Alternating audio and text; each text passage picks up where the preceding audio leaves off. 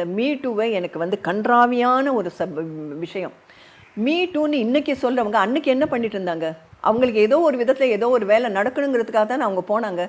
அது என்ன இப்போ வந்துட்டு அந்த மனுஷன் வந்து பேரன் பேத்தி எடுத்து ஒரு நல்ல அந்தஸ்தில் இருக்கிறப்போ எனக்கு வந்து மனசு வந்து அறுக்குது, தொடக்குது, அப்போ அவன் அந்த மாதிரி பண்ணான்னு சொல்லி இப்போ எதுக்கு வாயை திறக்கணும்? அப்போ என்ன பண்ணிட்டு இருந்தாங்க? இவங்க ஏன் போனாங்க? அது இருக்குல்ல. கரெக்ட்.